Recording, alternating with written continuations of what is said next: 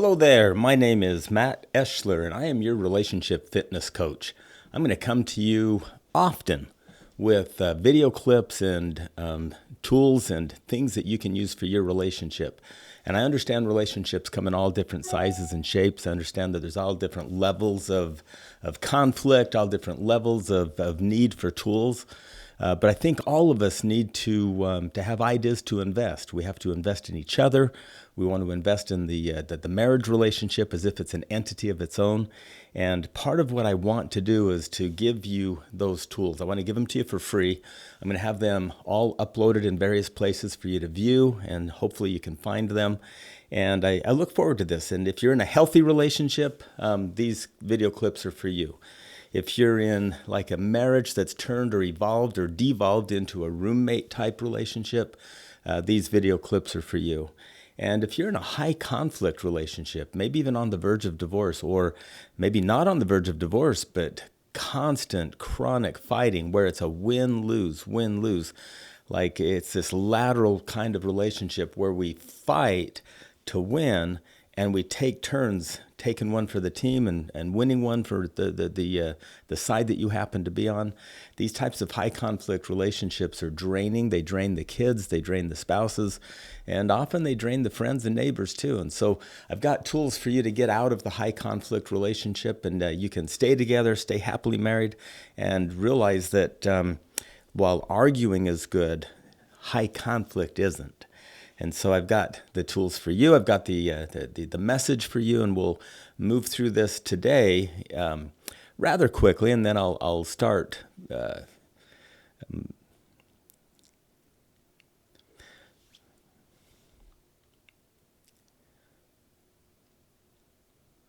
What we will do is begin with a foundation. There's this foundation principle that I want to talk about, and it's how to get yourself in to a healthy relationship. Now, again, no matter where you're at on the spectrum of peace and joy and high conflict and complete devastation in your relationship, you can repair it. You have to choose it. You have to do it on purpose. And there's some very specific things that are necessary no matter who you are. Like, no one is so unique that they can skip these foundation principles that I'm going to share with you today. All right, so get ready for that. We're going to begin with those foundation principles. And once more, this is Dr. Matt Eschler. I am your relationship fitness coach, and this is your counseling experience. Get ready and set and go.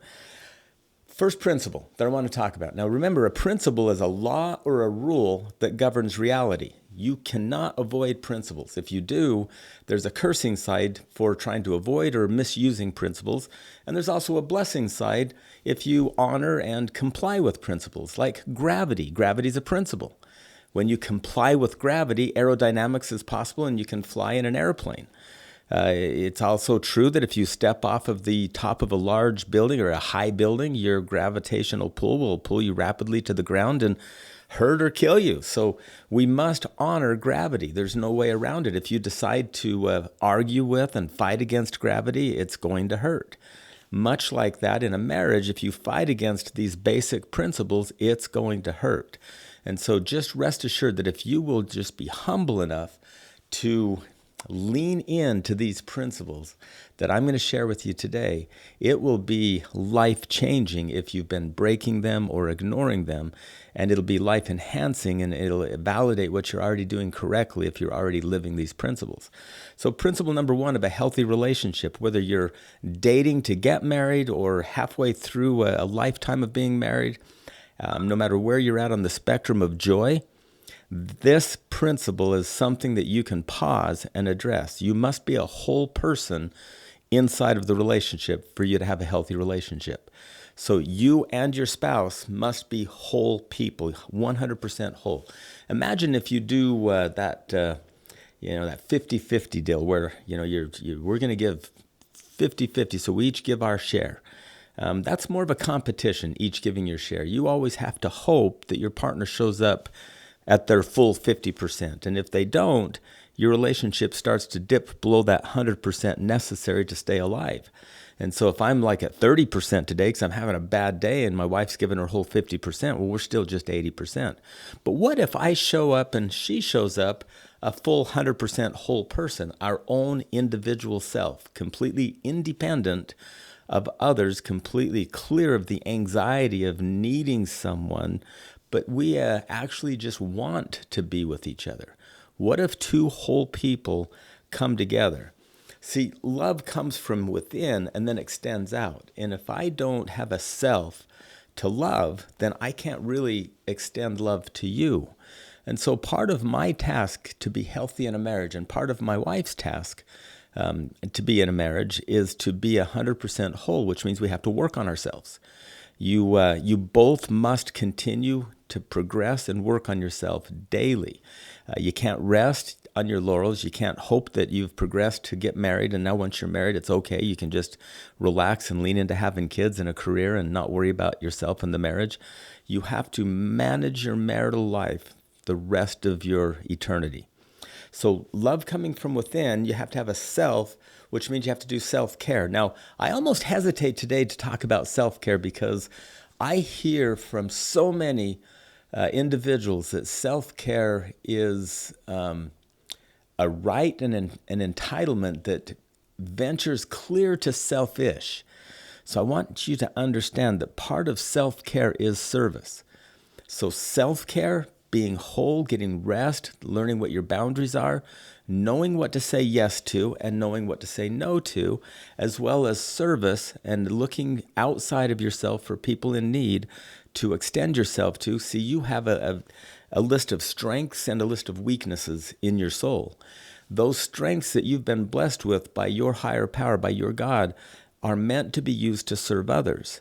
And those weaknesses that you've been given are given to you on purpose so that you can become stronger by allowing service to be performed on you. And so the idea behind this idea, self-care and service, it's super important so that you don't just become selfish and so interested in self-care that you forget that you're part of a community and a nation. You're part of a family, a system, and you're part of like probably multiple systems that require your strengths and your weaknesses to be involved in the service of that system. And so in another discussion, we'll get into that deeper, but understand that being a whole person means that you're 100% whole and independent, and that you're willing to do self-care and service so that you don't become selfish, but that you also don't become a doormat that just gets abused and you wear yourself out. You also need to, this is so important on being a whole person. See, people that are wandering through life believing that others owe them become easily offended. And in our world today, in the world where we talk about microaggressions, we talk about abuses, we talk about some very real problematic behaviors, but also some silliness that literally lends itself to just walking around being easily offended. Like there's things that we habitually say, or things that we kind of let our guard down and say, and then people are screaming that you're not safe, and that there's just so many things that because we're so easily offended as a society, it seems, that we've all become stilted in our desire to extend ourselves to others. So we need to be careful about being easily offended. Now, how that applies to a marital relationship is if you're going through your life as a married person looking for the offenses that the other one perpetrates upon you, you'll see daily offenses. You'll see daily reasons that you can be offended. But if you walk through your marital life looking for the joy and the peace and the love and looking for the good in your partner, you'll also see that. See, your partner comes with their list of strengths and weaknesses. And it's not always about you. It's not always about offending you. Now, there's probably times where we get ornery with each other and are offensive, but we ought not be easily offended. The final thing I'll say about being a whole person, and we're going to talk quite a bit more about some tools regarding creating that whole person if you're not there.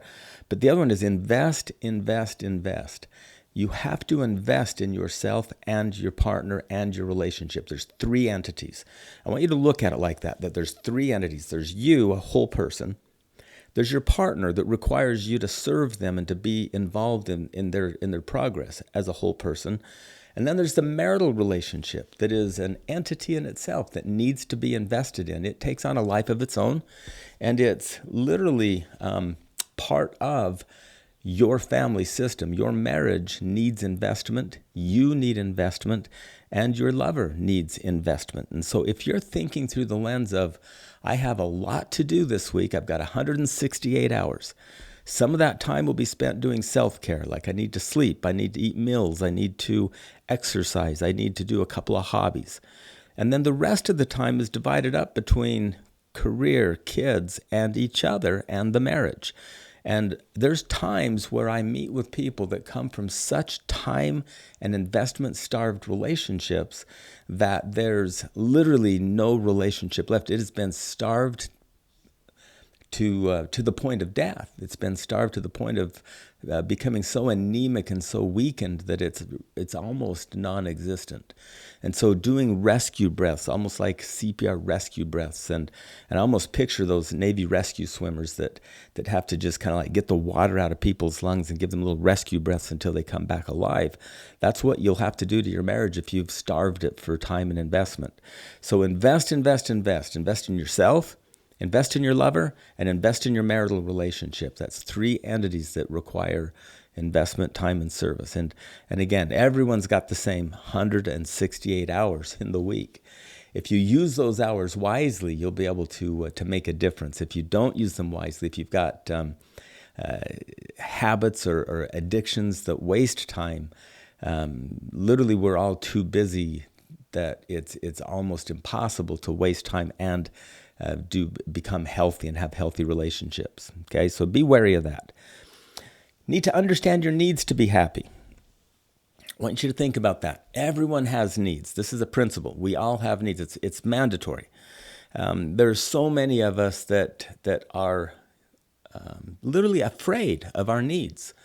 We're afraid of them. We're afraid to have needs, express needs. And quite honestly, there is somewhat of a gender difference, it seems, in that where it appears easier for men to express their needs than for women. A lot of times in my office, I'll ask the couple to take turns and just tell me their top 5 needs to be happy in.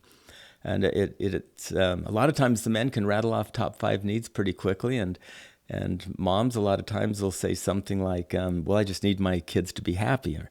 And I said, well, that's a great want, but I want to know what your needs are, your very personal needs, like what makes you smile, what makes you feel joy, happiness, peace, those warm, fuzzy, romantic feelings. What is required? What do you need for that? And that'll help us understand what isn't juicy and sexy and fun for you. And so all of you out there that are listening, I want you to think through this lens. I want you to think about what are your top 5 needs? And you want to look at it like a computer monitor that you can scroll forever. And there's needs. Like needs number 6,472 for me is to have my toast cut diagonal, not straight across. Because when you cut toast diagonal, there's equal crust on both sides. And so you don't have one side with a bunch of nasty crust and the other side not. So you cut it diagonal. And so that's need number 6,472. It's not need number 1. It's not a deal breaker in a relationship. But it's super nice when myself or one of my kids or wife cuts my toast as part of service diagonally. And it just makes a little tiny smile appear on my face. And so what we need to understand is with each other, our top 5 or 10 needs are generally not negotiable. They're generally needs that we actually really thrive when we get and suffer when we don't. And so it's important that we share those needs with each other. So one of the assignments that I give couples is to understand their top 5 to 10 needs and understand how to define them so that they can really explain them. Now, part of an attachment concern would be needing or having to have you meet all my needs for me to be happy. That's not what I'm talking about. What I'm talking about is a healthy expression of your needs, and then trust that your partner, your lover, will serve you during the week by by remembering those needs and meeting them as often as they can work that into their busy schedule and their agendas. And you just trust that because they love you, they want to serve you with their strengths and their talents, and they'll find ways of getting those needs met for you. Most often, needs are not ignored. Most often, they're misunderstood. So having a clear definition of your needs and then express that is super important. And we'll get into a little bit more of that in just a bit. But understand that we all have needs. We all have thousands of needs, and it's healthy to have needs. Needy people demand others to meet their needs and expect others to meet their needs. People that are easily offended walk around looking for people to not meet their needs, and then they feel offended because they feel like they're entitled to it. Anxious people sometimes get caught up in like, you're the only one that can meet my needs, and so you have to meet all of them, and it makes me fear-filled when you don't. We're talking a super healthy, I recognize I have needs, I can express them, and I can also work my way through them doing self-care, just really enjoying it when you take time to serve me by meeting them. That's healthy. So needs, understand your needs list. Understand your individual governing purpose. A governing purpose is a foundation principle. It is your North Star. The old mariners, when they'd go out in the ocean on their travels, they would look for that North Star as a way to guide them on their journey safely. It would be like they would fix their direction based upon that North Star. Before we had compasses, now we use compasses. So between North Star or a compass, this governing purpose is your guide for your very personal, very individual life. And so I want you to think through that lens of you need a governing purpose. Now, we do everything that we do on purpose already. And I know some will argue that. Some will argue that there's accidents or that there's missteps that are outside of our intentions. And I guess that's probably true. There probably are accidents. But the point that I would make is if I trip and stumble into an oncoming bus and get hit, it's not that I tripped on purpose, likely. It's more likely that I was inattentive on purpose. And so we do, at some level, choose everything that we do and are about throughout our lives. We have to be accountable for that. Accountability is another principle we'll talk about later. But for right now, for your governing purpose, I want you to think through this lens that if you create a governing purpose, it will guide your behaviors and the manner at which you get your needs met. It'll guide and inform the pathway for that so that you can become a healthy person or become the person that you want to become. And so I always think of the times that I had on a working ranch in Raymond, Idaho, growing up. And I remember being 9 years old, and we were moving these sprinkler pipes through a field. And that we had, for those of you that are farmers that understand sprinkler pipes, my dad was cheap. Like, holy smokes, to save $1, he would buy only the sprinkler pipe, these 4-inch metal pipe, no wheels, no motor. He wouldn't do the motorized ones, and he wouldn't even do the center riser. See, these pipe have a riser that comes out of them with a rainbird that squirts water out, and it waters the field in 120-foot lengths, 60 feet one way, 60 feet the other. So you'd have to get up early in the morning and carry those pipe 120 feet, set them down and connect them together, and we had 15 quarter-mile long lines. That's a lot of sprinkler pipe. Each sprinkler line had about 35 sprinkler pipe in it, and they all had end risers, not centers. So you're in the center of the pipe by yourself trying to lift it. It's heavy, it's got water in it, and the riser's flopping around clear over on the other end, and so it was hard. And part of the task is not overwatering or underwatering, so you had to have the line straight so that it would water out 60 feet and get the whole wet area or dry area without rewatering where it's already wet. And so the pipe had to be straight. Often I would get to the end of a 32 pipe line, I'd look back and I'd be zigzagging through the field and I'd get in trouble. And when you got in trouble in the Eschler family, you generally got smacked or you got ridiculed, swore at. And so it was a bad thing to be in trouble. So I was always stressed. one day my older brother and I, we got this idea. We got a whole bunch of milk bottles, those plastic white milk bottles, and we mapped out 120 feet lengths and put milk bottles at the other end of the field on fence posts. And so every time we'd move pipe, we would line up the risers with that fence post. It's kind of like a sighting in a rifle, and we would have straight lines. That milk bottle on the fence post was like a governing purpose. It was what pulled us towards our end result. And so that's what I want you to create. I want you to take a moment now and by yourself, take a deep breath and just explore your purpose in life. Why are you here? What are you here to do? And what kind of a person are you going to be? There's character traits. There's ideals. I don't want to set a goals. Like if your governing purpose is to Neil Armstrong and his fellow astronauts, if their only goal was to land on the moon and they achieved, that was their life purpose, imagine achieving your whole life purpose in your 40s. And now you got another 50 years to live and you have no purpose. And so you turn to addiction, which is actually what happened with a couple of them. So your purpose isn't a goal. It's not something that's finite that you can reach an end. It's something that's eternal that you can always learn more and become bigger and better at. So think through the lens of a governing purpose or a mission statement that's open-ended that you can work on forever. Being an incredible father, being an incredible husband, raising kids within a family system that promotes joy, peace, and progress, becoming educated. Those are all purpose-like statements. And so take some time. It's a living document. You can adjust it and you can grow with it as you go. But have a governing purpose that is there and it's prepared for you to look at, especially in a marriage. Can you imagine in a marriage if both of you have your very own individual governing purpose?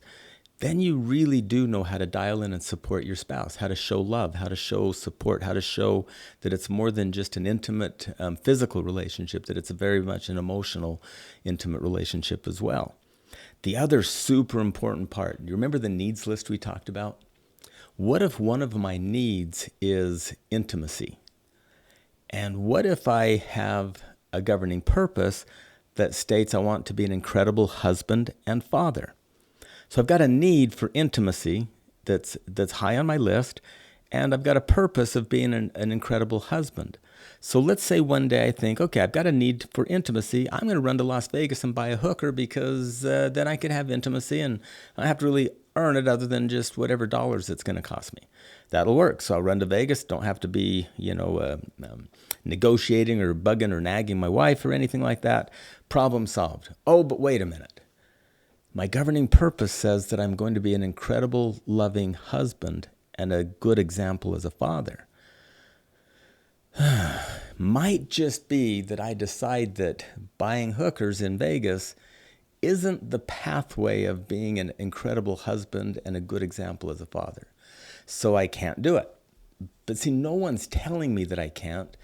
It's not because it's illegal. It's not because my wife will be mad. It's not because my kids will hate me. It's because my personal governing purpose holds me accountable to a set of behaviors in getting my needs met that keep me pure and healthy and moving forward and progressing.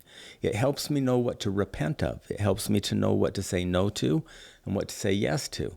And so the idea of having a governing purpose to keep your needs list under control is super important, especially in a world where everything's available, especially in a world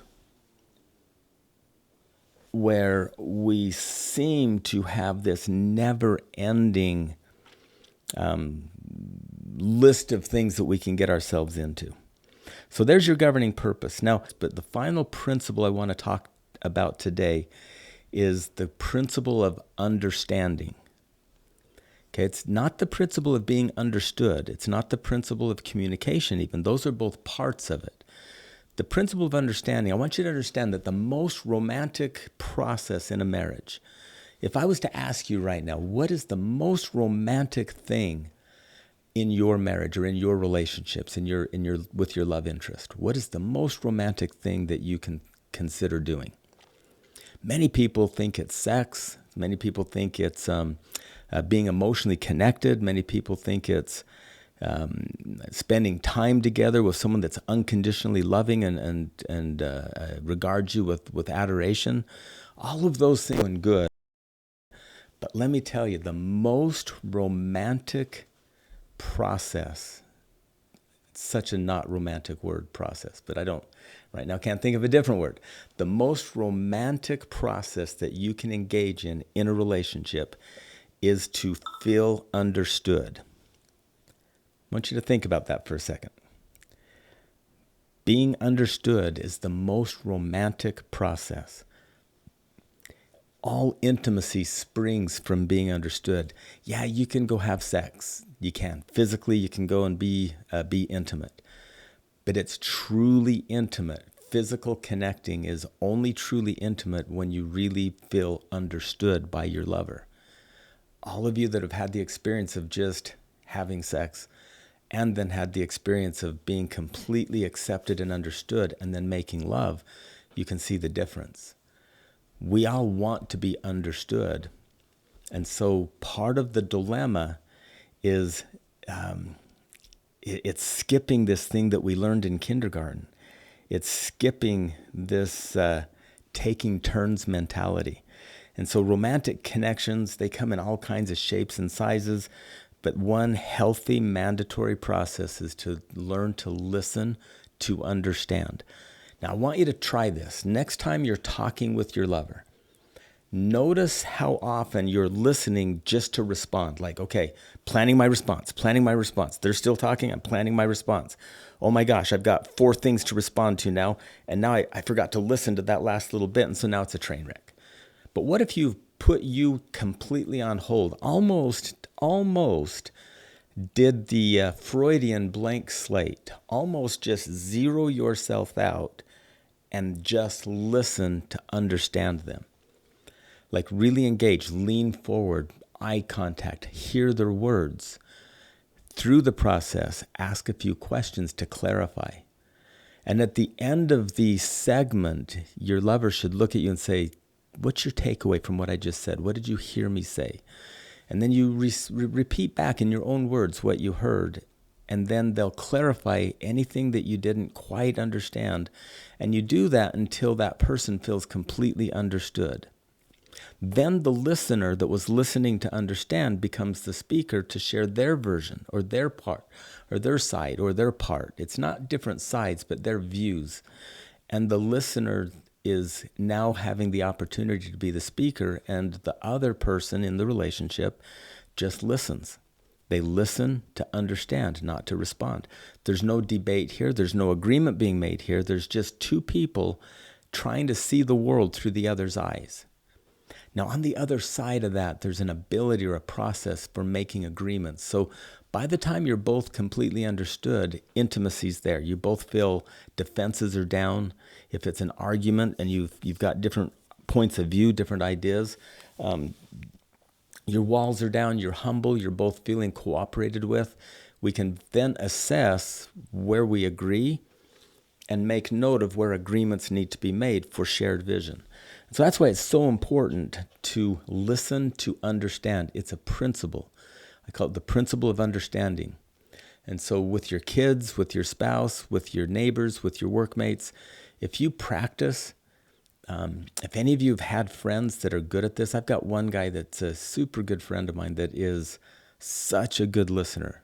I've got a wife that is such a good listener. And it's like, I feel like I can just talk and share. I don't get interrupted. I don't have them push back until it's their turn.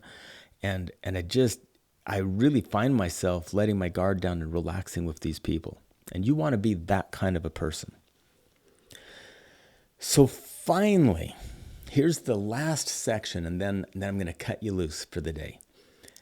It's time to learn how to invest. Remember I said invest. I'm going to give you some assignments here, and I'm going to have some worksheets for this that we'll have for you to grab on our website. But get together with your partner. Get together and take turns sharing your top 5 needs with each other.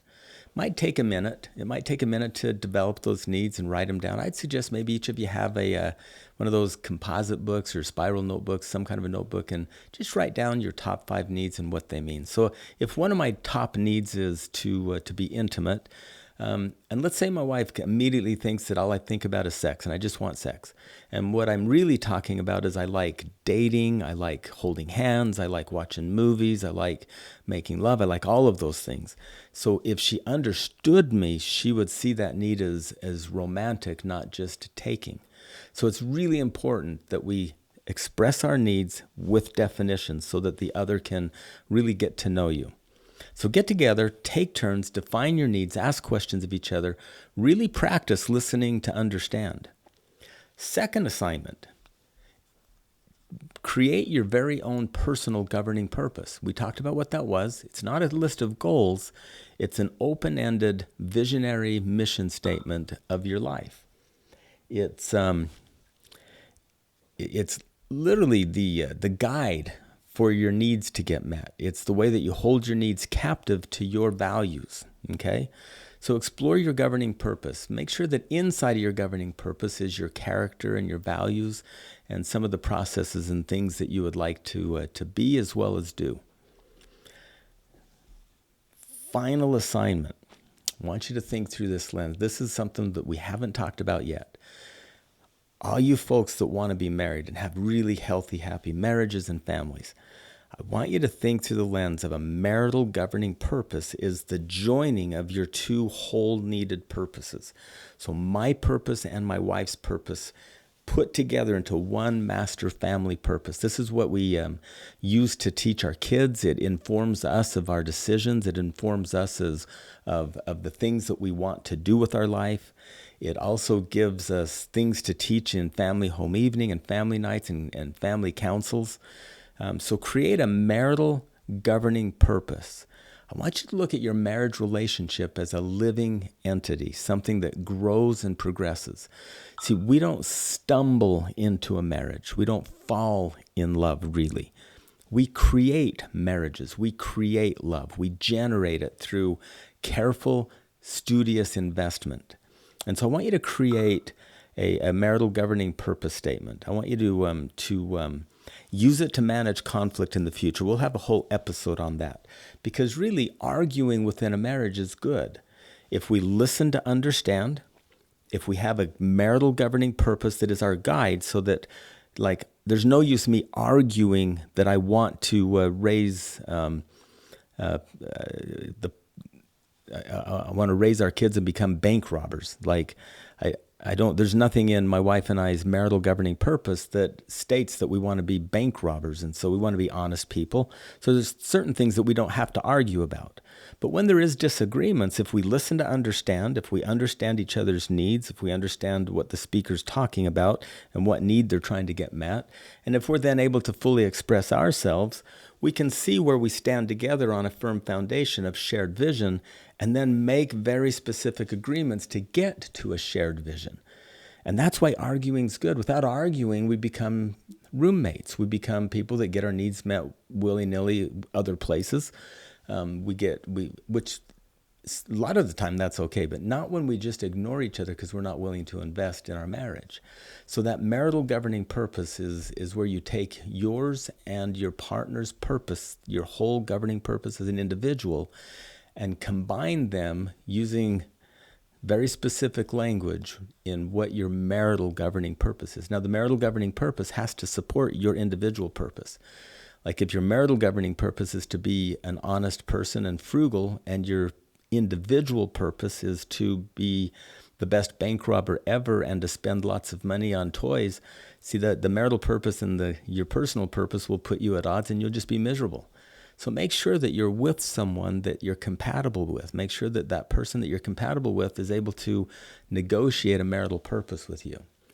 Does that all make sense? Dr. Matt Eschler here with your episode of The Counseling Experience.